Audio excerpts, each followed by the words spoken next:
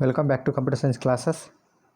Session 60, topic concurrency control based on time stop ordering, optimistic control techniques, phases and advantages of optimistic concurrency control, which comes under chapter 9, transaction processing concept.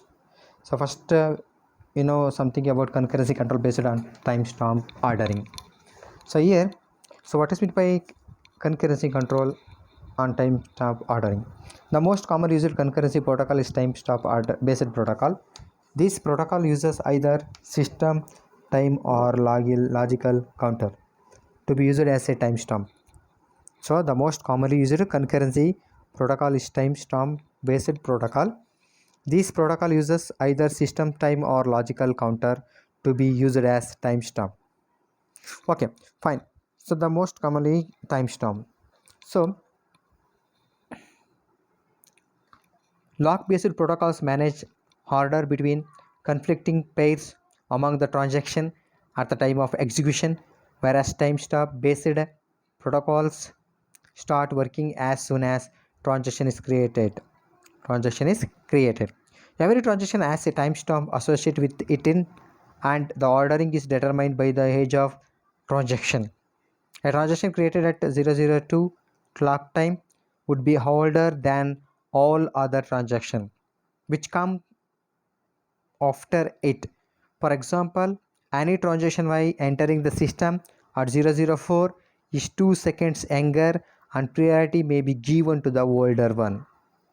In addition, every data item is given the latest read and writing timestamp. This lets the system know when was last read and write operation made on the data item. Okay. So here timestamp is a what is meant by timestamp?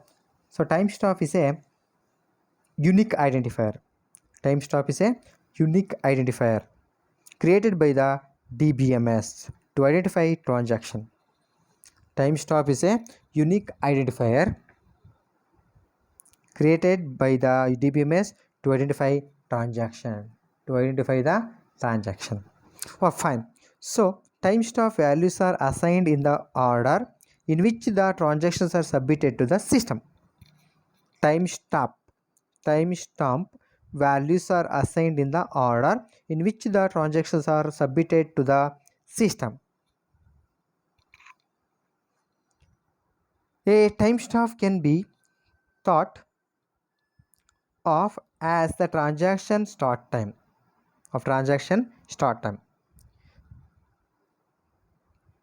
The timestamp of transaction T can be referred by TS of T. TS of T means timestamp, T means transaction. The timestamp transaction T can be referred by TS of T. Timestamps can be generated in two ways. One is called a counter and the second one is called current date and time value. What is meant by counter and current date and time value? So it has two ways. The first way is counter. A counter can be used to increment each time.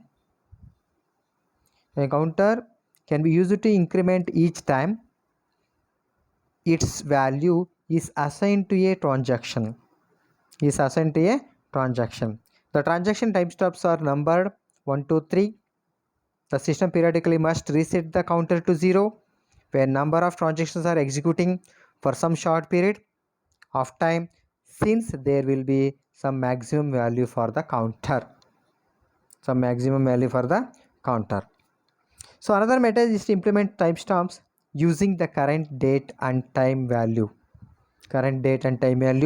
of the system clock and ensuring that no two timestamp values are generated during the same tick of the clock.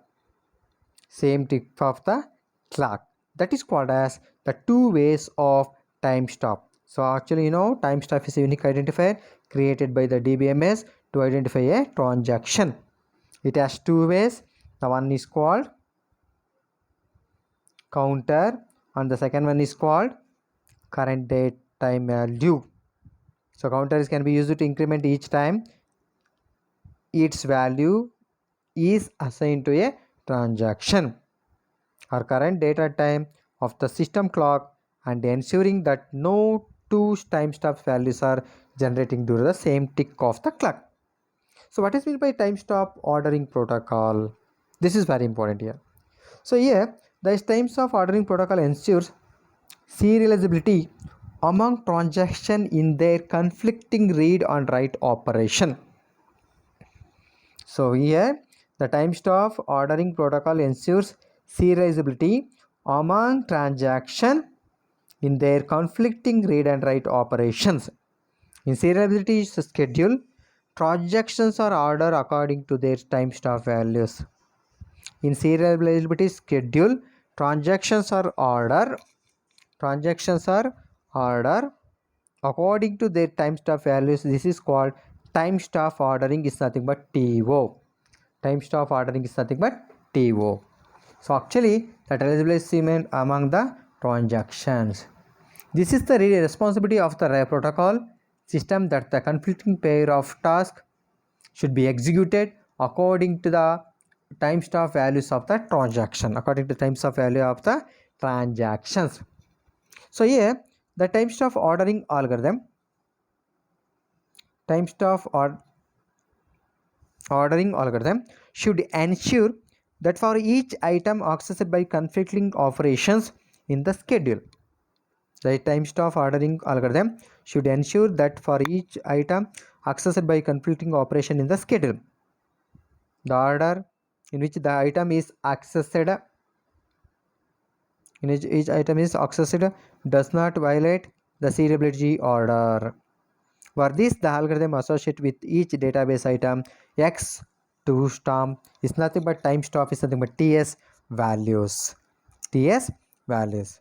So sometimes it has some operations, timestamp values. There are two timestamp values are there. The one is called read TS, read underscore TS, the read timestamp of item X. Okay, so it is the largest timestamp among all the timestamps of transaction that have successfully read item X. Okay, in timestamp values, so we have there are two timestamp values. They are, one is called read TS timestamp of X, the read timestamp of item X. It is the largest timestamp among all the timestamps of transactions that have successfully read item of X. The successfully read items of X. That's very important there. Next, read T underscore TX of X is equal to TX of T, where T is the most recent transaction that has read X successfully. This is the best example for T, read timestamp of X. So here read TS of X is equal to TS of T, where T is the most recent transaction that has read X successfully. Second one, write underscore TS of X. Here the write timestamp of item X. The write timestamp items of X. It is the largest of all the timestamps of transactions that have successfully written item of X. It is the largest of all the timestamps of transactions that have successfully written item X. Write of TS of X, write TX of X is equal to TS of T, where T is the most recent transaction that has written X successfully. So this is an example. Write underscore TS of X is equal to TS of T, where T is the most recent transaction that has written as successfully. Sometimes we have so many different values. One is called timestamp transaction TI, denoted as TI timestamping. So second one is called read, and third one is called write. Read timestamp of X and write timestamp data item of X is denoted by R timestamp X. Okay, so we have totally 1 for 2. In this time there will show 3. Read timestamp of data item X and write timestamp of data item X is denoted by R. So basic timestamp ordering. So what is the basic timestamp ordering? This is a very important. So in particularly timestamp values we have two. One is called read timestamp and the second one is called write timestamp. One is called read time stop, second one is called write time stop. Basic time stop ordering. So what is basic time stop ordering? When some transaction T tries to issue a read item X, when some transaction T tries to issue a read item of X or a write item of X operation, the basic time stop ordering algorithm compares the time stop of T with read underscore TS of X and write underscore TS of X to ensure that the time stop order of transaction execution is not violated. If it is violated, the transaction T is aborted and the resubmitted to the system as a new transaction. With a new time stop, any other transaction that has used the value written by T must also be rolled back. This is called cascading rollback. This is called cascading. Any other transaction that has used the value written by T must also be rolled back. This is called cascading rollback and is a problem associated with the basic time stop ordering. An additional protocol must be enforced to ensure that the schedules are recoverable, cascadeless, or strict. The concurrency control algorithm must check whether conflicting operations violate the time stop ordering in the following two cases. One is called transaction T issues write item of X operation. Second one is transaction T issues a read item of X operation. So that is called as operations of basic time stop ordering. So and then Thomas Wright rule is there. Cyclic restart is there. Thomas Wright it is a Thomas Wright rule. It is a modification of the basic time stop ordering algorithm. It does not enforce conflicting serializability, but it rejects fewer write operation by modifying the checks for the write item X operation as follows. Strict time stop ordering is there. Strict time stop ordering. So this method ensures that the schedules are both strict for easy recoverability and conflict serializable. Strict time stop ordering means this method ensures that the schedules are both strict for easy recoverability and conflict serialization. So the next, the very important topic is optimistic control, concurrency control techniques. Optimistic concurrency techniques. So here, one name is there, Kung and Robinson proposed two families of optimistic concurrency control, which eliminates the use of locking. So who developed concurrency control techniques, optimistic concurrency techniques?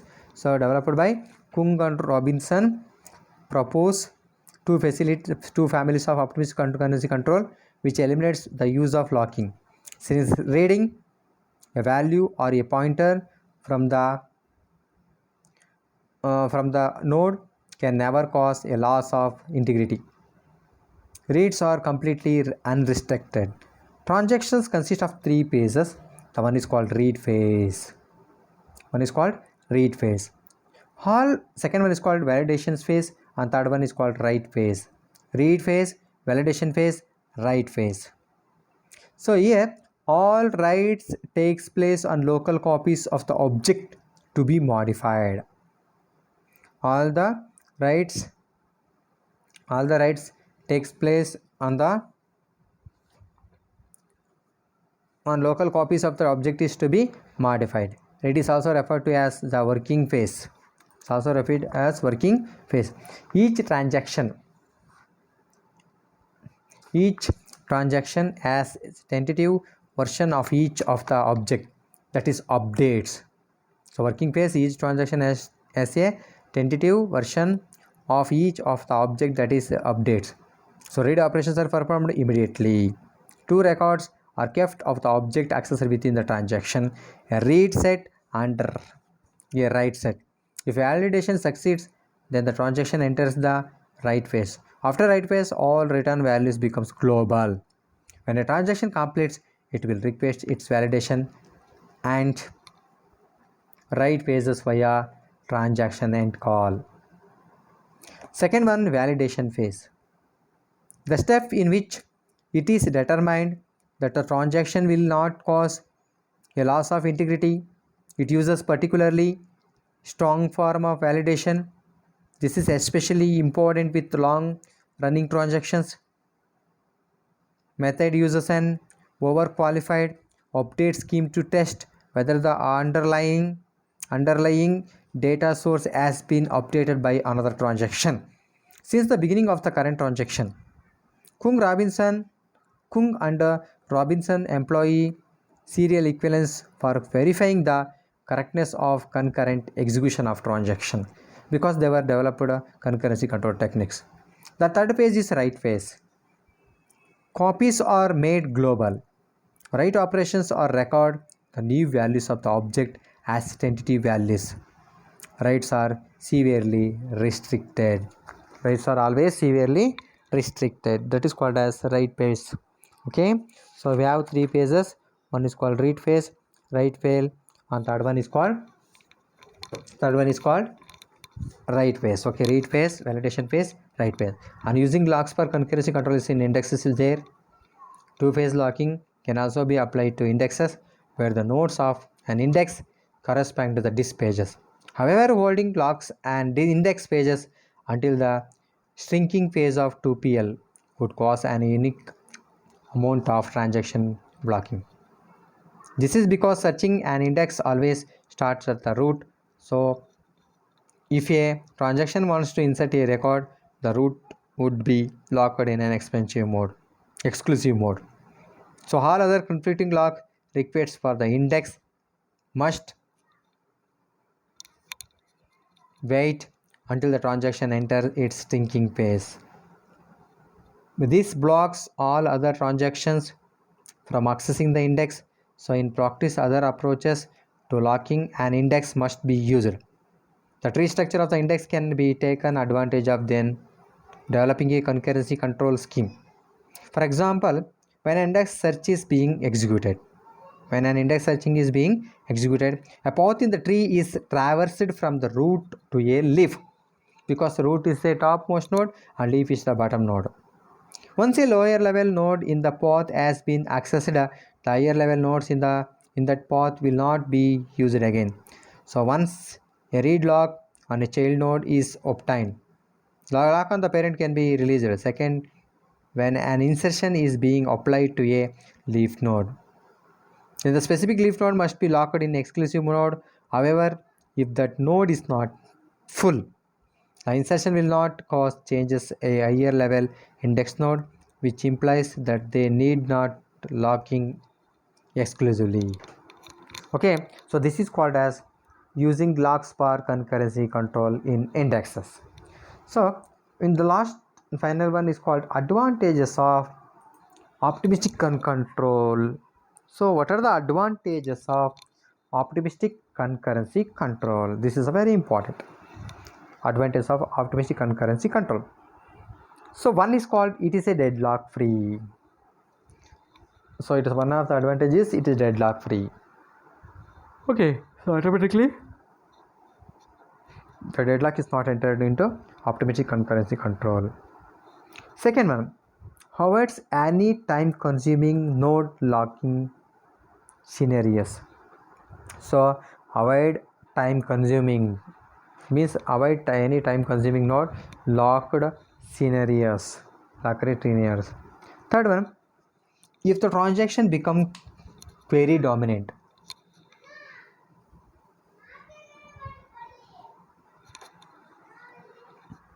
the concurrency control overhead becomes almost negligible. If the transaction become query dominant, the concurrency control overhead becomes almost negligible. So that is called the third advantage of concurrency control. The fourth one, the approach is completely general. The approach is complete general means it applies equally well to any shared directed graph structure and associated access algorithm. The approach is completely general.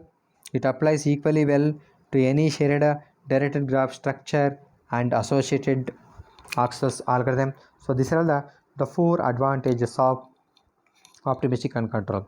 So in this section we have very good knowledge. Concurrency control based on time stop ordering, and what is meant by concurrency control, what is meant by time stop, what is meant by time stop ordering, what are the rules of values of time stop ordering, optimistic concurrency control techniques, and then read phase. Transaction consists of three phases: read phase, validation phase, and write phase. And then optimistic concurrency control definitions are there, present there, and then using logs for concurrency control in indexes. And finally, advantages of optimistic control concurrency control is nothing but it is deadlock free, avoids any time consuming node. If the transaction becomes query dominant, the approach is completely general. So this section has this type of information, so that is called as optimistic or concurrency control techniques. Okay, thank you very much.